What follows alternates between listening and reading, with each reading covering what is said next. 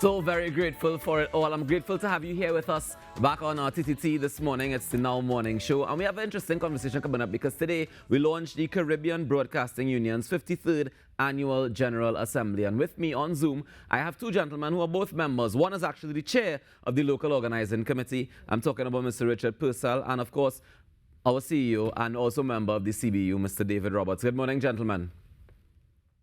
Good morning. Hi, good morning. Thank you so much for joining us this morning. I know you all have a busy morning ahead, so thank you very much for taking the time out to share with us. I want to start this morning with you, Mr. Purcell. As the person responsible for organizing this 53rd Annual General Assembly hosted in Tobago, I mean, we're very happy to have it hosted in Tobago, but tell me about the planning process leading up to this assembly this year. Sure. Well, I am not the person responsible for it. I am just the chair. I have a team of very good co-workers really in media. So it was organized by TTT, TV6, Mersu Caribbean, the Parliament Channel, all members of, all local members of the CBU. Mm-hmm. So that's how we formed the LOC, yes. David, did I leave anybody out? I don't think so. Okay, good. So yes, so we started planning this actually originally since in 2020 because it was really supposed to be here in Trinidad and Tobago at that time. And we, of course, the pandemic came. And so we put it off and we resumed now. This is going to be the first in-person meeting since 2019 when it was held in Colombia. So we have this team and we have, of course, assistants and so on coming in and team and helping us. And it's a collaboration, as I said, between all the local members. And we are working, of course, with the CBU Secretariat out of Barbados, who, I mean, Sonia Gill is the SG, and she has been very helpful to us.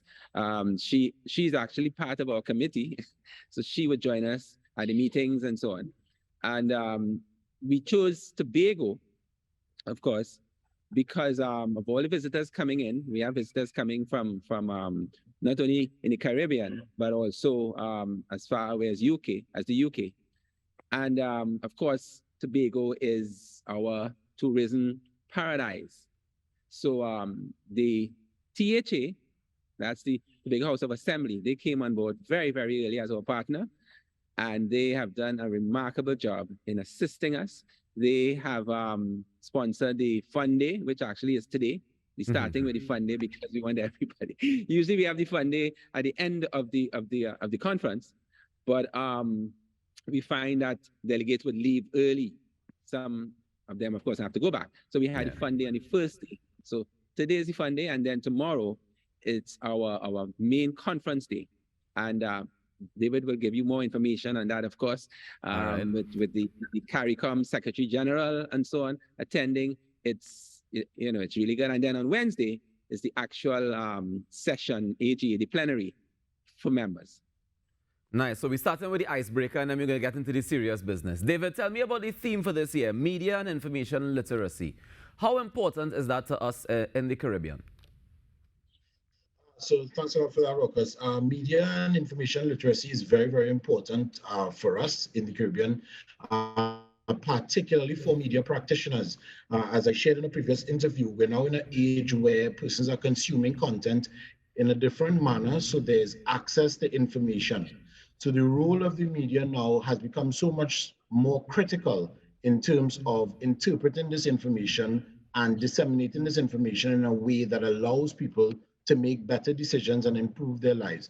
So while the media still has the responsibility of sharing information, the media also has a very big opportunity to add value to the information that people have, add context, do a comparison between what is happening here in the region and what may be happening globally, but to ensure that they add value to the information that is available, because it is no longer just a matter of awareness, because we have so much information being shared through so many various channels that the media now has to add value to everything that passes through it. So how do we put that in the form of a conversation happening tomorrow? Let's start with tomorrow's conversation. Right. So tomorrow, where we would have our media executives will engage with the CARICOM Secretary General and also the entire conference day on media and information literacy. We are looking at significant opportunities to provide training to media practitioners to improve their ability to interpret information. Of course, in this age of fake news, to be able to determine exactly what is fact from what is fiction and be able to decipher the essence of the information that they are sharing. So Right. we're going to have, after the opening ceremony this evening, which will feature the Honorable Prime Minister and the Honorable Chief Secretary. We're going to move into the conference day tomorrow on media and information literacy, being sponsored by UNESCO. And of course, we're going to take some time tomorrow evening to honor excellence throughout the Caribbean in media through the CBU Caribbean Media Award ceremony, which of course is being supported by TAT. We also have overall support for the Annual General Assembly from NGC. We then move into our plenary session on Wednesday morning to conduct the business of the CBU. But while we have focused now on the Annual General Assembly, the partnership, the collaboration, the ongoing support that is available through the CBU is really continuous. And just as a fun fact, TTT would have rejoined the CBU recently, and we would have rejoined to be a part of this organization to access mainly the training to ensure that we improve our ability to do our jobs effectively and also to benefit from the camaraderie and other shared services within the CBU. And that we love to see for sure. But tell me, speaking of partnerships and camaraderie, Mr. Purcell, tell me about the partnership between the Public Media Alliance and the CBU. Sure. Well, the Public Media Alliance, they were originally the Commonwealth Broadcasting Association.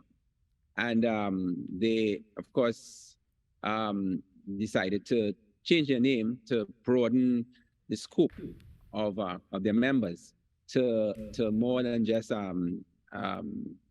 the Commonwealth Commonwealth countries. So the PMA has been our partner for many, many years, and they have assisted us in providing training for our members. And of course, I have been on, I've been at PMA AGAs actually, and I have benefited since the early 2000s when they were the Commonwealth Broadcasting Association. I benefited from bursaries, which allowed me to go abroad actually and further my studies and so on in management and television. And some of my co-workers would have also benefited from that. So they came on board because it aligns perfectly, the conference team aligns perfectly with their vision. And of course, it was not an issue at all for them to join us in this regard. Fantastic. Now, I love the talk. We keep talking about camaraderie and coming together and all that good stuff. But then let me throw in some bacchanal here, because on Wednesday, I know we also having the Caribbean Media Awards. So I know there's going to be some kind of competing where we're trying to see who on top. How are we looking forward to that there, David? So the awards are actually tomorrow, Tuesday, August 16th, in the evening. But even in the spirit of the awards, we are promoting collaboration and not necessarily competition, but we do want to take the opportunity to highlight and celebrate excellence where particular media houses have excelled. So it's less about the competition and more about the collaboration. It's more about entities like TV6 aspiring to be more like entities like TTT.